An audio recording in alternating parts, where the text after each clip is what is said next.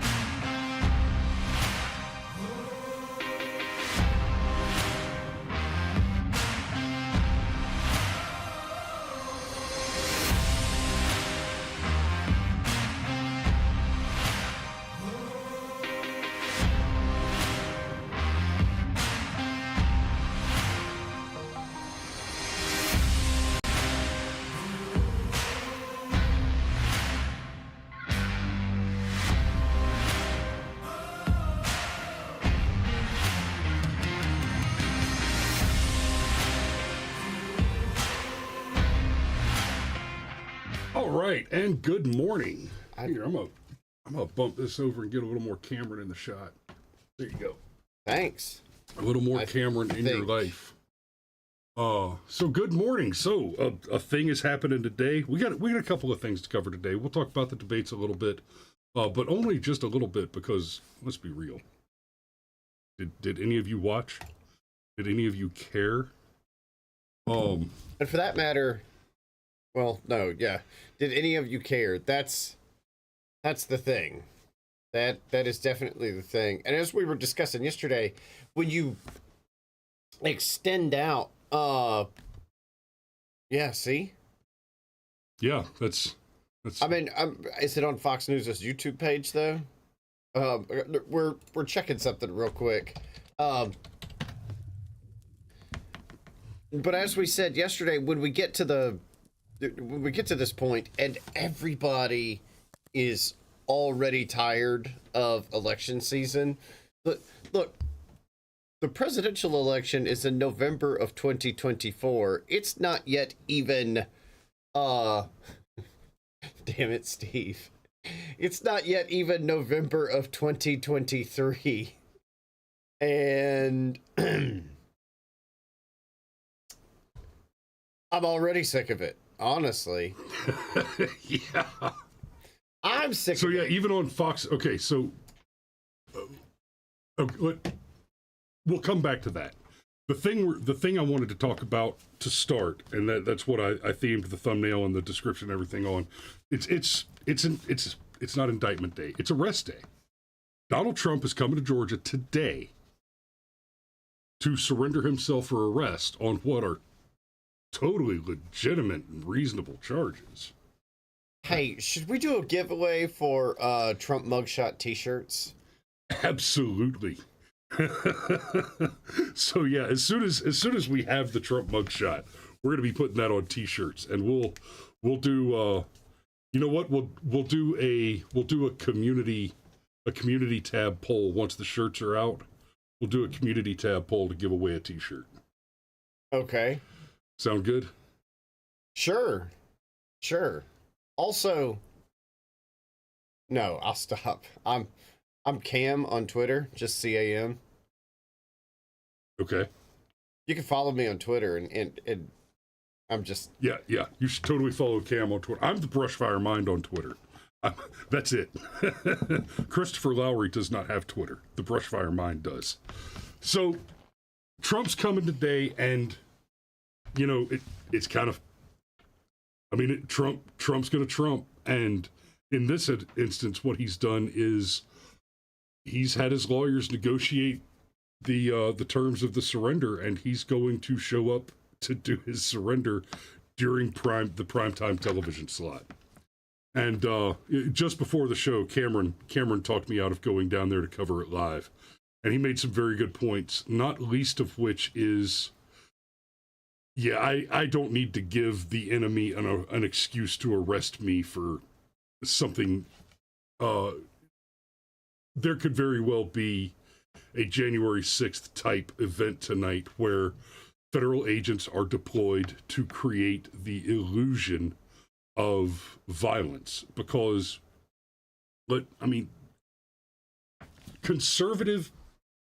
violent conservative groups are like racism. There is a huge demand, but there's no supply. And so it has to be fabricated. It has to be falsified. It has to be created through a conspiracy to defraud the American people, conducted by agents of the federal government for the explicit and expressed purpose of crafting a narrative under which they can do exactly the things they're doing to Donald Trump. He said over and over again, and he's 100% correct on this, they're not after me. They're not coming after me. They're coming after you. So we see the ridiculous indictments around Trump, but then you can look at stories that are happening around the country where we see people being arrested for praying outside of abortion clinics, while at the same time terrorists are firebombing adoption centers and going not just unpunished, but uninvestigated. And Merrick Garland was very clear about it. He said, well, they do things at night. It's hard to look for them. So we don't look. What, really? I'm gonna look up the sex offender registry and start beating them up at night. Right, exactly. Because it's dark. You can't investigate me. It was dark. It's hard to look for me. I'm only gonna rob liquor stores at night. After hours. Because it's dark. No, I was just going to throw in real quick. Well, hold on now. It doesn't have to be a federal agent. There's all sorts of juicy sommeliers and magical Subway sandwiches that also want to fill in the void for racism and violent conservatism. That's true. Or, Black Lives Matter. Yeah. You could always have another deal where Brian Kemp comes in and says, I don't care what the prosecutors thought. I want to press charges against this guy anyway, so forget the authority of your local sheriff. I'm going to send the GBI to just decide what the law is, because who cares what the law is? So there are any number of hostile external actors that are more than happy to fabricate racism and conservative violence. And when, like I said, federal agents involved in this, you look at the Catholic man who, after having already been having charges under the FACE Act dismissed, the FBI raided his home, right? And then you fast forward to just the last couple of weeks, we saw a man in Ohio murdered by the FBI after having made, quote, credible threats against the president.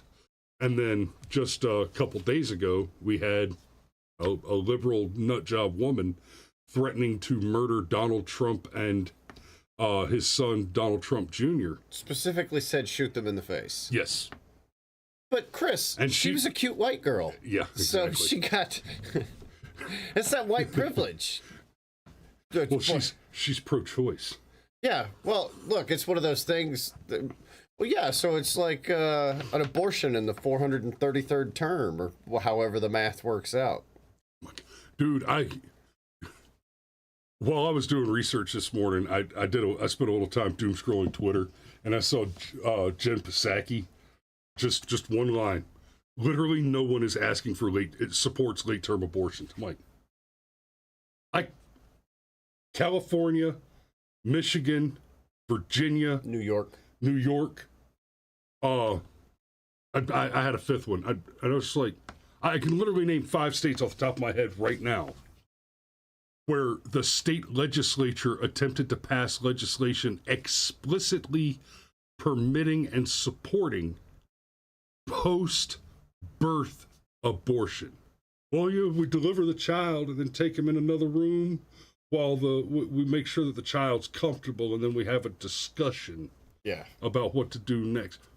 And that answer was in response to a question about whether or not the bill allowed for after-birth abortion. And to be clear, that Virginia bill explicitly stated that in the event the mother was incapacitated from having been exhausted over having just given birth to a child, in the event she was incapacitated, that she could be declared mentally incompetent to make the decision at the time, and the doctor would have the authority to choose whether or not to terminate the pregnancy.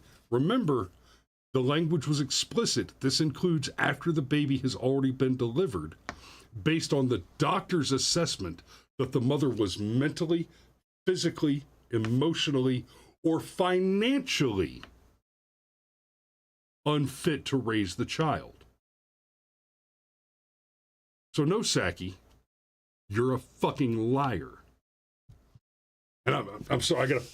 If you want to throw something there, I get it. No, but I need to pull us back and get back on the actual topic. I'm sorry. That just it blows my mind. Credit where credit's due. Psaki is a very dedicated liar. Yeah. Oh no, I've said it before. At least she could do the job. Because whereas the current diversity hire for press secretary is no.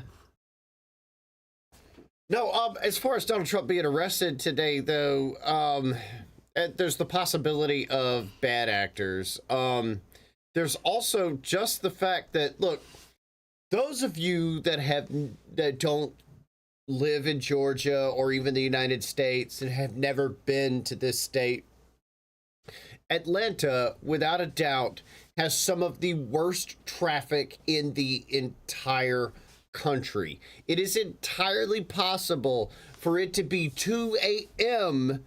and there is a traffic jam driving through Atlanta. There are certain sections of Atlanta where the interstates connect with one another, where you just go ahead and assume at all hours of the day, it's going to take me at least 10 minutes to get that 1 mile down the road. Yep. And that is on a good day. So the other reason I suggested not going to Fulton County which is in the heart of Atlanta, at 5:30 in the afternoon. No, bro, I want nothing to do with Atlanta at 5:30 in the afternoon. If you're in Atlanta at 5:30 in the afternoon, you might as well go ahead and pull over and eat dinner and then drive home, because you're going to get home at about the same time as if you just drove home. So there's all that. Yeah, I've eaten a lot of meals in downtown Atlanta because I missed the window. Yes. Yeah, exactly. In fact, I've taken a lot of homeless guys to dinner in downtown Atlanta because I missed the window and I've got some time to kill. Let's make somebody's day. Okay, so many gay jokes that I am just not gonna make. I'm just gonna stop it right there. In fairness, I haven't done it in a while. There was one in particular In fairness, you haven't done anything gay in a while? Okay. That's very clever. I took one dude, one homeless guy that I was sitting on a park bench smoking a cigarette after working in the that's it, Steve wrote in my, yeah, that's it. This brother walks up to me. I'd just gotten out of the courthouse. I'd been doing title work for all damn day and it was late. This brother walks up to me and says, "Hey man, you got a light?" Like, and then he recognizes me. I had given him money to buy groceries earlier that day. And I said, "Yeah, man, I got a light." And I went to light a cigarette, and he looks at me, and goes, "Man, it's you, and is you an angel?" I took him to the Hooters and bought 100 hot wings. We ate what we could, and I sent the rest on with him. Let's see, Snake Power Force. That's a new viewer, I think. Go ahead and smash that subscribe button for us. That's a great name. The New World Order is in full swing. There's lab-made viruses, psychological manipulation using fear, 14 U.S. states banning meat and private ownership of cars by 2030, and so much more is coming. You ain't wrong. And you mentioned 2030. The World Economic Forum has a 2030 plan. The UN has a 2030 plan. 2030 is an interesting, that's going to be an interesting midterm election cycle. And that it will be. It'll be the midterm. And it's going to be very interesting because there's a lot of this New World Order, you will own nothing and be happy shit that is scheduled for 2030. Not least of which, and we're going to see a lot of this in Maui now that the state is buying up all the burnt land, the 15-minute city pods. So let's get back. I think we've we've covered the indictment situation. There were debates and the debates happened last night. Well, yeah, there was. Yeah, and somehow Trump won the debate, even though he wasn't even there. Of course he won the debate. And this, guys, this right here, this just makes me so happy. I think it's so funny. 2024 vice presidential debate. VPdebate2024.com. Paid for by the Make America Great Again Incorporated, which is responsible for the content of this advertising. Not authorized by any candidate or candidates committee. MAGAPAC.com. Oh, and I did go ahead and vote for Ramaswamy in this, largely because I wanted you have to vote for one of them to see the standing, and I feel like I have to say that because the way it reads here, it's hard to tell that any of the other candidates exist. Right? There's so little difference on the bottom line for everybody else that it's not visually immediately apparent that this is actually a chart showing that Vivek Ramaswamy is massacring the rest of the field. Steve beat us to the fucking punch again. Damn it, Hammer. What is it? Heard Fox is limiting any use of their debate to 3 minutes total. Yeah, have it damn yanked. it. We were Steve, about to get literally, we were going right there. So if you didn't watch... Go ahead, because I got to pull it back up. So if you didn't watch the debate live last night, well, guess what? you're shit out of luck. Which is odd because usually when a debate like this happens on Fox, in fact, I used to never worry about watching the debate live the night of unless Chris and I had a plan ahead of time to specifically cover it the very next morning. I would just watch, or rather, more likely listen to the debate the next day and try and stay away from other people's analysis of it outside of a few exceptions. That way, basically, I could make up my own mind. And, it is what it is. Sometimes you work all day and you're like, oh, yay, let's listen to a bunch of fucking politicians talk about how they understand my struggle after I put in a 12-hour day today. Nope, I don't want to do that. But now you can't. And, just as a quick aside, it's interesting to me how every media company, like of the classic media companies, don't seem to understand how badly they are screwing everything. Fox News is, if they really wanted to get eyes on this debate and not have people miss the next one, this is not the way to, well, if you don't watch the debate live, you don't get to watch it. Oh, I see. So now you're acting even more like CNN? Right, you're gonna hold information hostage. I mean, and let's be clear. Whereas I can watch the Trump Tucker thing anytime I want. Right. And I can hardly think of anything outside of a presidential debate that is more substantially a matter of public interest. Right? It's like for the entire fucking world.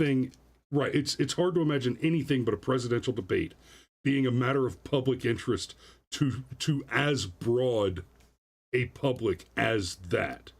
Right? Anything else where it's a serious matter of public interest, you're talking about things like spikes in crime, you're talking about things like natural disasters, etc. To say that people living in Georgia might have an interest in knowing about what's happening on Maui. But it's not a matter of immediate concern to me. You want people in Georgia or New York or California to know about what's happening in Maui so that you raise interest and people can send money to help, et cetera, et cetera. But what happened in Maui doesn't actually have a substantial effect on my life in Georgia. This, however, I cannot imagine a more broadly significant matter of public interest, which should be a matter of public record. And to really drive home the point, here's the Fox News YouTube page. Yeah, and I'm going to scroll down to here. We got 9 hours ago, 12 hours ago. Okay, 12 hours ago is just before the debate. So for the last 10 hours since the debate happened, we've got 1 minute, 1:30, 2 minutes, 1:32, 2:16, less than a minute. So with one exception, these clips are all less than 5 minutes. The debate itself is not available. Yeah, they've chopped it up into a couple dozen little slices. And what's funny, it's like, man, there's some of these, okay, you had some of them that have cracked 100,000 views. But very few, though. Most of them are 22, 23, 43. So, yeah, you got, and there's a lot of duplication there. So. Well, and not only that. It looks like they maxed out at 422,000 views on Ramaswamy versus Chris Christie on You're Bought and Paid For. While Trump and Tucker got 162 million views. And look, just to be charitable, let's go ahead and assume 90% of those views are people that were doom scrolling Twitter and it popped up and they watched it for like 10 seconds and then kept on going. So let's go ahead and pare that down. 90%. Trump and Tucker got 16 million views. If Sean Hannity or Rachel Maddow has a good night on cable news, They get 3 million views. Right. And that's Hannity. I mean, every single one of you knows that name. How many of you make it a point? How many of you go out of your way to watch Hannity anymore? Well, he's on Fox, so... Tim says, can't convince my father-in-law Fox is trash. The struggle is real. Convince him to watch this show. We'll see what we can do to help you with that. Yeah, Fox News is not your friend. Though there does seem to be a thing that happens somewhere around 60, 65-ish years old. Like, no, Fox News. I think those people are old enough to remember when Fox News launched. Right. And they've got the emotional investment. Hey, I was a big fan of Fox News for a long time. There was a period where I was buried under a pineapple field for 12 hours a day and couldn't go outside. And, buddy, I watched... well, there was Glenn Beck. Glenn Beck. I watched Glenn Beck's show every single day. And there were a few reasons. I mean, one, I enjoyed the show, but it was also true that I was buried in the kind of hole where we basically had Fox News, CNN, and Al Jazeera, and that was all you could watch. So, but the Glenn Beck show was funny. Yeah, Glenn Beck does a hell of a presentation. Okay. Anyhow, the debates in Fox News and they are not what they are. And I think it was Steve said, yeah, they want you informed. They don't want you informed. They want you indoctrinated. Was it yesterday we were talking about this where Chris Wallace kind of gave the game away and said that yes, Fox News is the counterweight? So. And Xander Mack, I agree. Hannity is still 100% Trump's guy. And there is some legitimate value there. And Fox may not be completely irredeemable, but they have slidden way the fuck down the path. Well, I would say that Fox News broadly is irredeemable. That does not mean that there are not individual personalities on Fox News that are irredeemable. But if you walk into a room and the majority of the people in that room are terrible people, like, okay, go to a prison. Most of the people in that prison are terrible fucking people that have no interest in redeeming their life. But there's a minority of people there that are interested in doing the right thing, that could benefit from a second chance, that will do the right thing when they are released. And I kind of think of Fox News in those terms. It's a pit of vipers. The company changed after Roger Ailes was ousted. The fact that Roger Ailes got Me Too'd in such a specific way, and I realized in order to say that the stuff against him is fake means to say that Megyn Kelly's full of shit, and you walk down a windy path going into all that. But the fact is, what Fox News was during the Roger Ailes era and what Fox News is now, post Roger Ailes, is not the same thing at all. I'm still blown away by the fact that I'm not going to be able to listen to this debate today. Not unless I want 3-minute clips of it. And like, where does the debate exist in toto? And not just so that we can repost it or not repost it per Fox News's wishes, okay? But like every other debate ever, unless it was hosted by CNN, it existed somewhere. Yeah.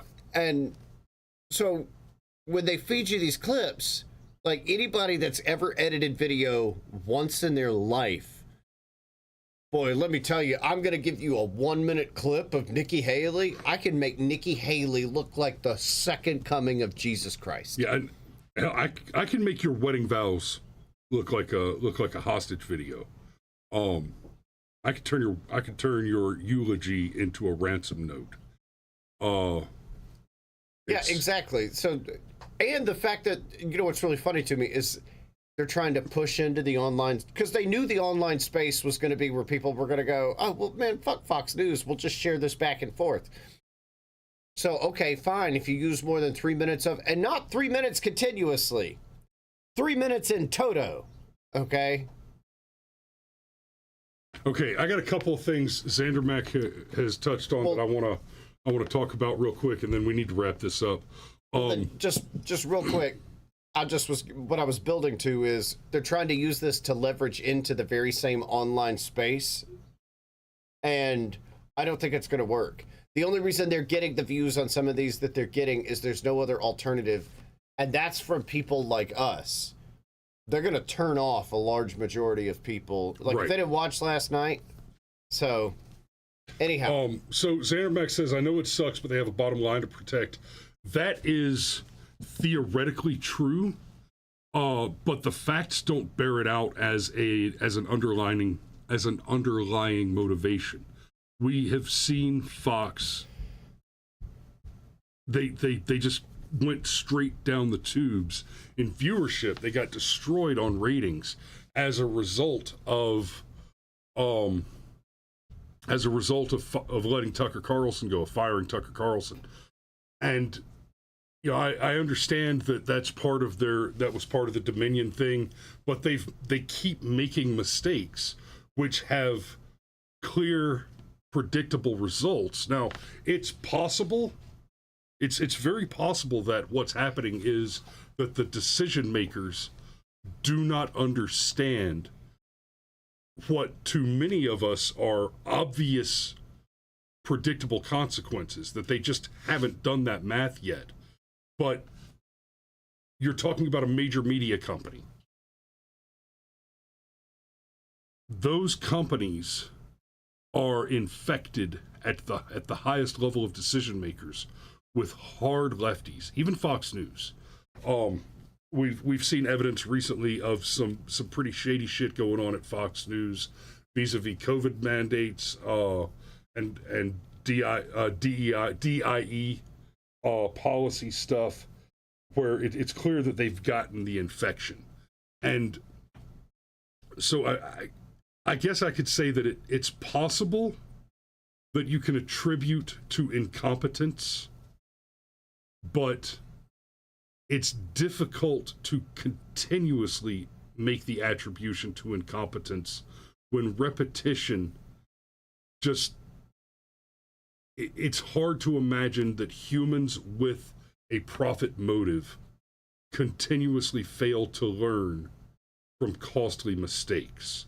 And in order to attribute the failing numbers to incompetence, you have to assume that you're talking about people who are incapable of learning from costly errors, that the numbers don't matter to them.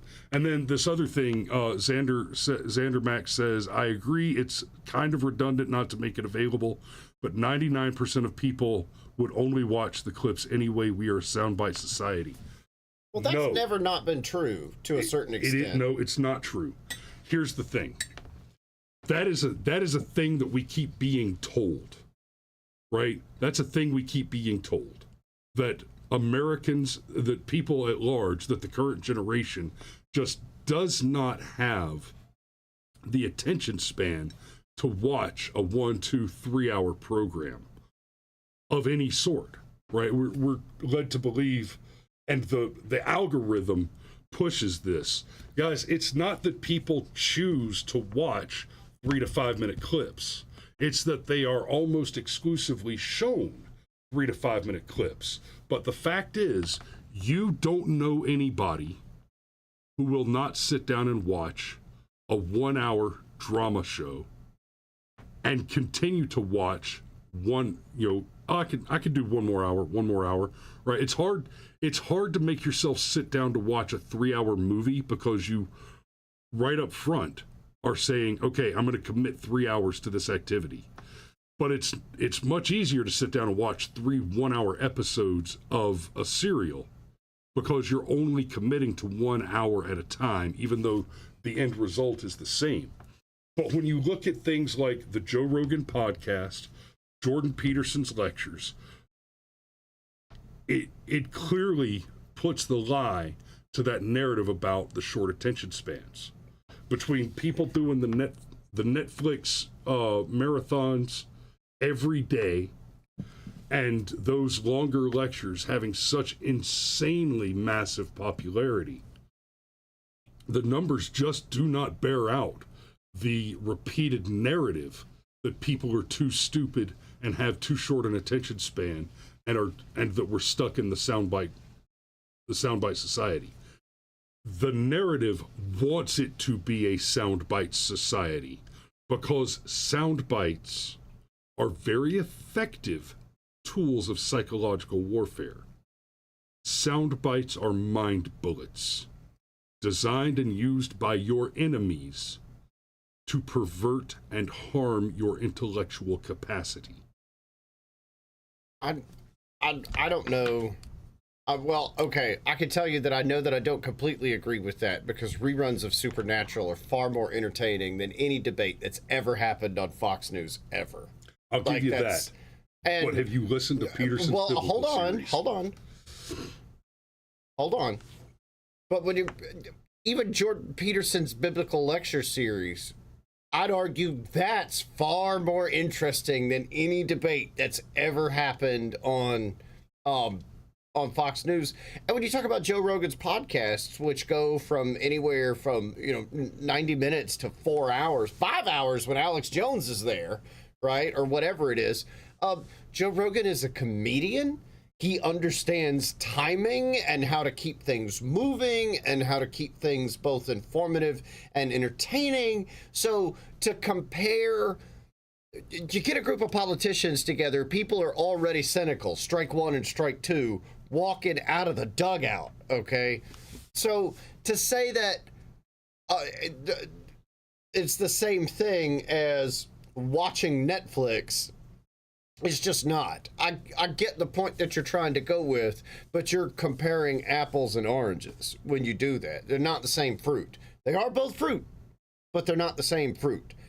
And then the other thing, more broadly speaking, as far as Fox News' bottom line is concerned, if this was their plan, they're trying to protect their bottom line, okay, hey, everybody out there that's like, oh my God, am I going to watch the Tucker Trump thing?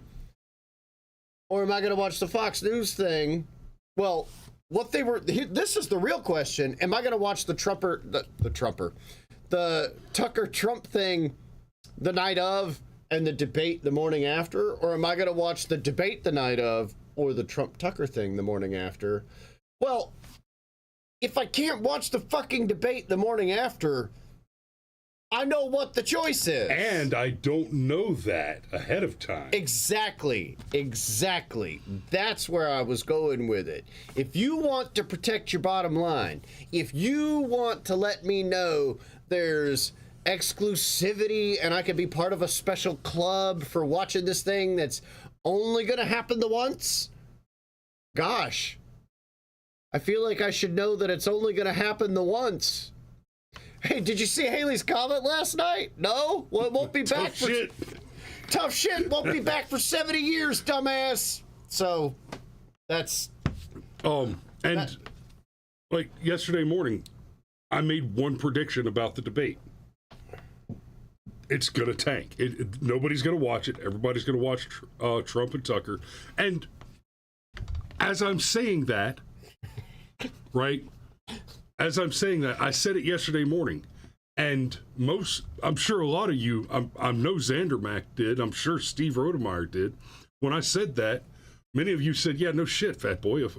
Obviously, that's what's going to happen. That's correct.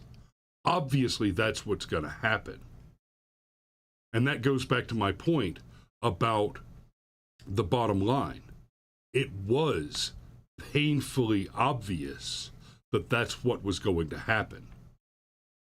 It's not reasonable to attribute to incompetence that kind of failure when the result of making the bad choice is so obviously the obvious thing. So, I mean, just going forward, this is going to make me less likely to watch future Fox debates because you could have turned this into an event. You could have invited me in to be your customer. Cynical as I would have been about the invitation, you could have extended it. Instead, what you've done is you've subtly taken a dig at me. Oh, you're one of those online guys. Well, oops. Should have watched last night, stupid. Oh, okay, I see. Fine. I am now less likely to watch future Fox debates because this is how you want to do it. You're right. It's not incompetence. It's not. I mean, it is, but it's not deliberate incompetence. So, okay, Xander Mack, the only reason these folks are doing 3-hour shows to pump up the watch hours because less than 5% of viewers watch the entire thing. These are YouTube statistics. You're correct. Those are YouTube statistics. The vast majority of Rogan and Peterson's viewership, listenership, is on podcasting networks where people are turning it on and listening to it while they drive. You can get those statistics from Spotify. Rogan might as well not even be on YouTube for as far as those statistics are concerned. But I do need to put a pin in it there. I got to get over to Lithonia real quick. So thanks for watching this morning, guys. We love you, and we recommend you avoid Atlanta today. Yes, and just let's do it. We will coffee. Push the button. And we will see you tomorrow.